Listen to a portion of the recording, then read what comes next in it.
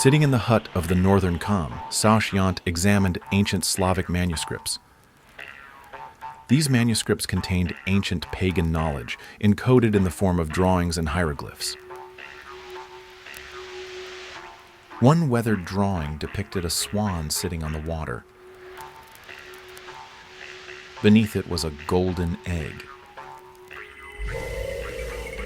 Inside the egg, Saoshyant discerned an image of a mountain encircled at the bottom by a serpent. 3 suns encircled the mountain, and a moon rested below it. Beneath the moon, at the bottom of the egg, were sinister figures of people surrounded by darkness.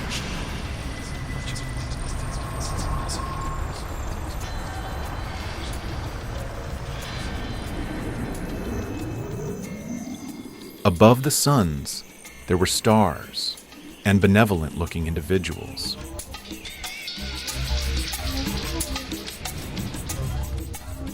What does all this mean?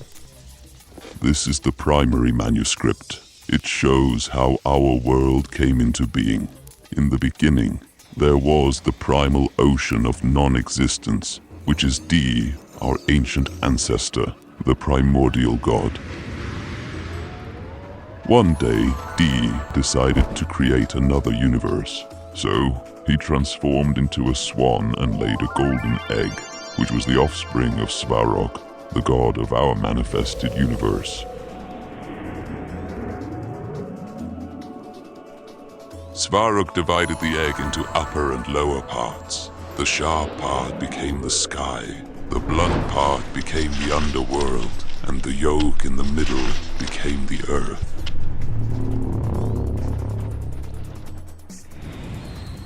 Oh, wait. Indeed. Scientists say our galaxy looks like an egg.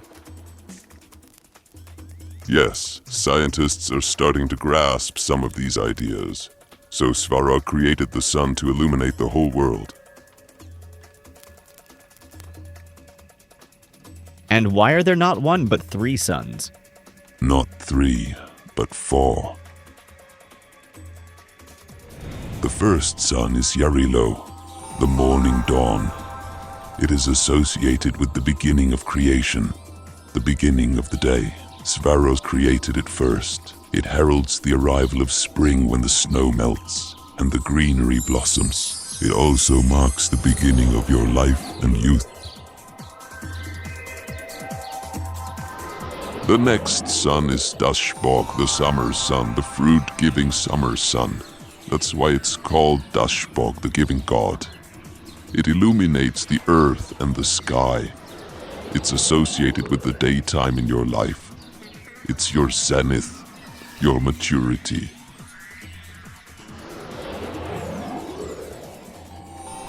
The third sun is Svetovit, the sunset sun.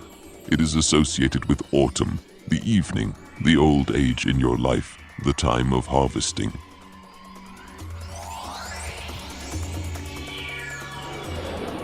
The fourth sun is Kors. It's the night sun, the winter sun that illuminates the world of the dead.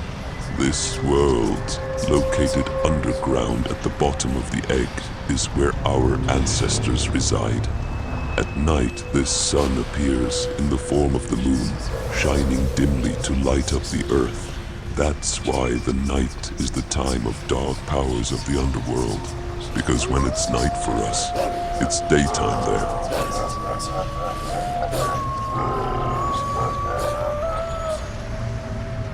Saoshyant remembered how he used to welcome Yarilo at sunrise, facing the rising sun with outstretched arms, inhaling its vital energy deeply. On the exhale, he would bow down to the earth, releasing the energy back into the ground. He repeated this process several times until he felt the energy renewal throughout his entire body.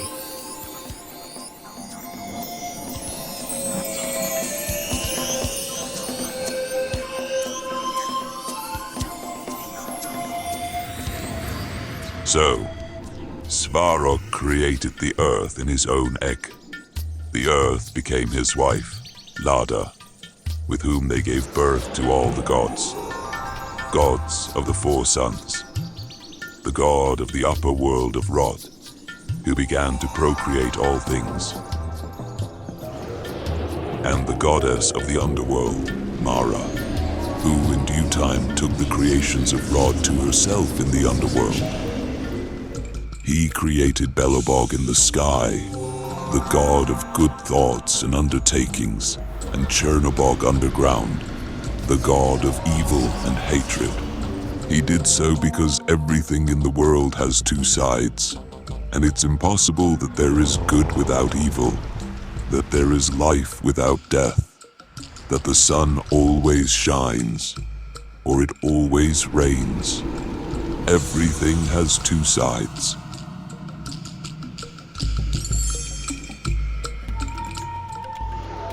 That's the fate of a person, Makosh. The fate of all things was also created by Svarog.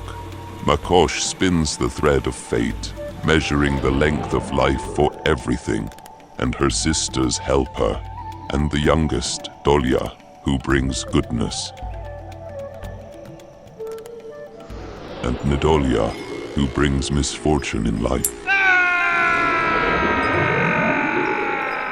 In the end, the creature meets the god Sud, the husband of these three sisters, and he decides where this creature will go after death, to the underworld kingdom of Mara, or to the heavenly kingdom of Rod.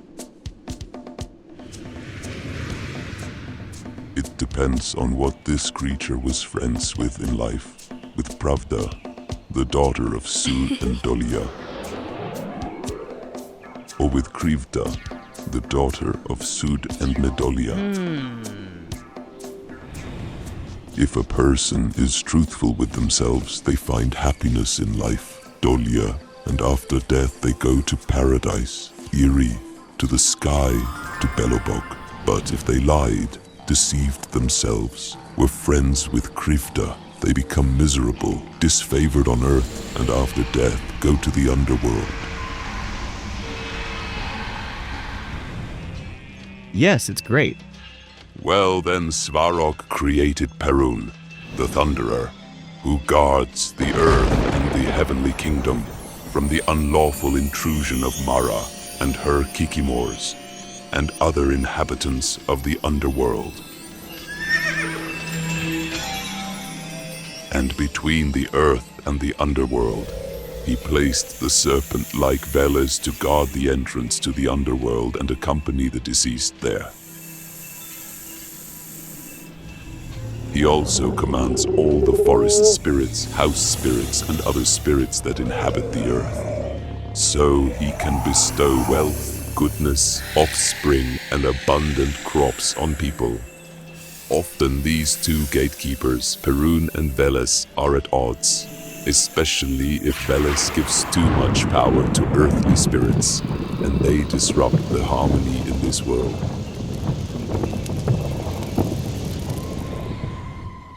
But the most important thing I'll tell you is that all these gods and the very egg in miniature are inside you, in your golden egg. You yourself are the great-grandchild of D. You are a little swan, D, living in your own egg, and your task is to break its shell and emerge into the boundless ocean of existence and overcome this eternal necessity to live in this world, where there's always a negative side to everything: youth and old age, health and illness, success and failure. And even if you find yourself in the heavenly paradise of Iri, where there's more good than evil, it's only temporary. But Christians say heaven and hell are eternal. No, only non-existence is eternal, while any existence is temporary, including both hell and heaven. Simply put, heaven is time, and hell is timelessness. How is that? It's like this. When you're happy, time flies by unnoticed. But when you're suffering, it drags on for a long time, as if it was not time, but timelessness. And when you're lucky, You go along with time. You arrive at a bus stop, and the bus is right there.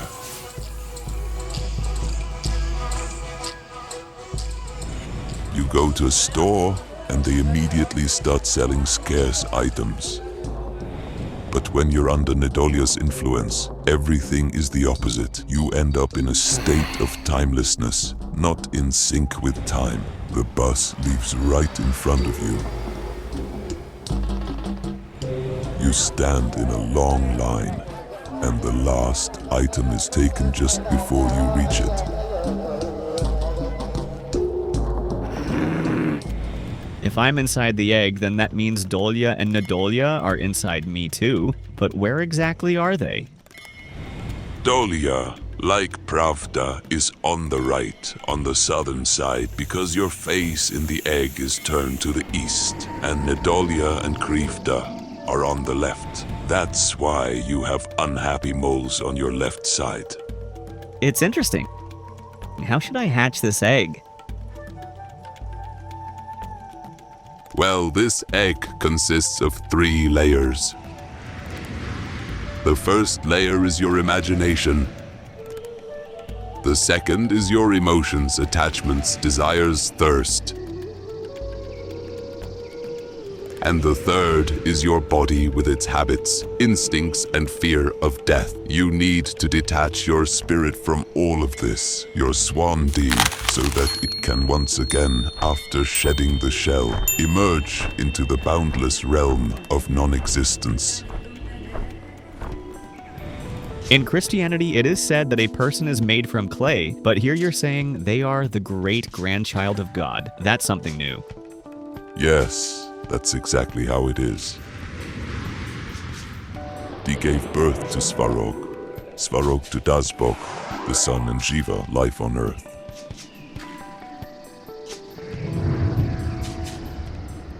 It's from them that the first human, Ori, was born. Dazbog is his father, Svarog is his grandfather, and D is his great-grandfather. So you and I are not dust, but descendants of the gods. We are related to the gods. At the same time, in miniature, every person is the whole universe, Svarog's egg. And at the same time, all this polytheism is nothing but a manifestation of the one true God D, in different forms. He is one in diversity, and every other deity is just one of his facets, one of his functions within the framework of manifest existence. So you are D, a spirit, non-existence. What is spirit non-existence? This is your consciousness, the observer. It observes but cannot be seen. It can see everything but cannot see itself. It can't determine who it is, because it is non-existent, inconceivable, and unknowable. But it knows everything. You are this observer from non-existence. You are D, seeing fullness from emptiness. However, you're D. The swan is still in an embryonic state, in Svarog's egg, in your inner world, where you also have Earth, your body, the underworld, your subconscious where Mara and Chernobog operate, where your genetic memory is stored, the memory of your ancestors. You also have a higher consciousness that I'd rather call this the higher mind, the heavenly world, the world of Rod and Belobog. You have will, Perunin, desire, Velis. You also have Stribog, the father of winds in you, your ever-changing thoughts and associations, going in the 4 cardinal directions corresponding to the 4 suns. The sun itself is the reason, different at different ages. An infant, a man, an old man, a deceased. All the other gods are in you, and you must find and discover them in yourself with the help of Semag. the god of fire, the mediator between humans and gods.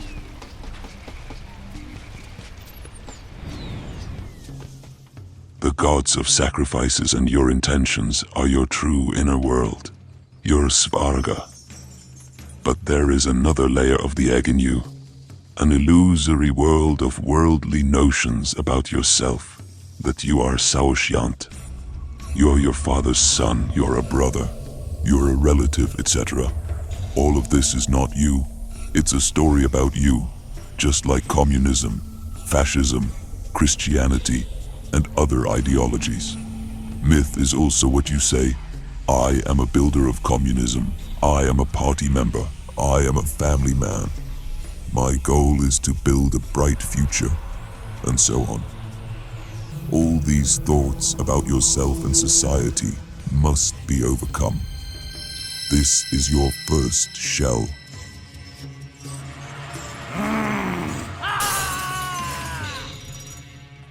The second one is desires, attachments, aspirations that arise based on these misconceptions. I want to have a Jeep because John has one. I want to have a cottage because it's prestigious. I am attached to my parents, children, partners, because I consider them mine. I strive to help the world revolution, to establish peace and justice, etc. But these are not thoughts like in the first shell, but emotions, desires, thirst, directed towards specific objects in the world to which you've tied yourself. Overcoming these emotional ties is even harder than overcoming the constructs of your mind. But by detaching yourself from them, you will break through the second shell, and then, on the path to D's non-existence, only your body will remain, the last shell, which can only be fully overcome at the moment of death. However, while you are alive, you need to overcome the excessive attachment to it, such as the fear of death, laziness, hunger, and discomfort. By detaching from this, you will break through the final shell and emerge into freedom as a matured swan. Your swan can only grow through the struggle with these shells, defeating which it transforms from an embryo into a bird.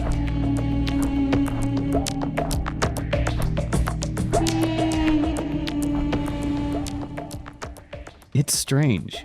In all religions, they talk about overcoming carnal or conquering passions and desires. Yet you teach primarily about overcoming imagination. Why is that? The thing is, if you were to primarily overcome the body, then even if you succeed, you'd remain under the rule of Krivda, the shell of imagination, and that would bring us nothing. The first thing needed is liberation from Krivda. It's precisely because of Krivda that the second shell of Makosh destiny, our attachments, desires and passions, is formed.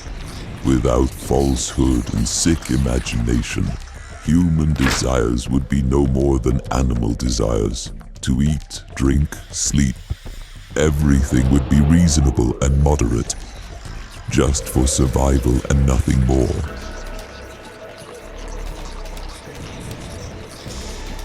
It's imagination that makes attachments, dependencies, and desires excessive, unnatural, and unreasonable.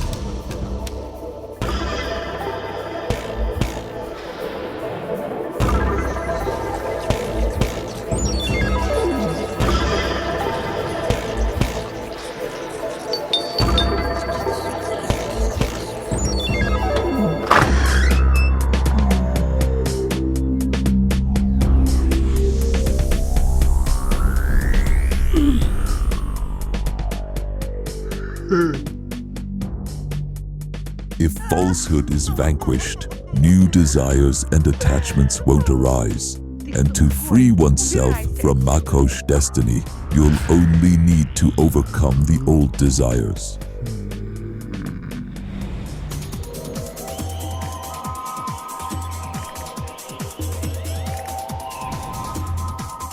Here I've gathered bright souls seeking true knowledge. The last bodily shell of Jiva is even simpler and more natural.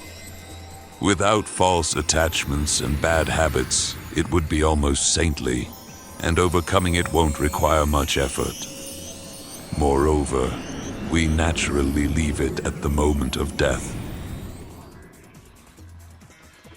But the other two shells remain with us even after death. The shell of attachments and desires of Makosh transfers to other lives as well.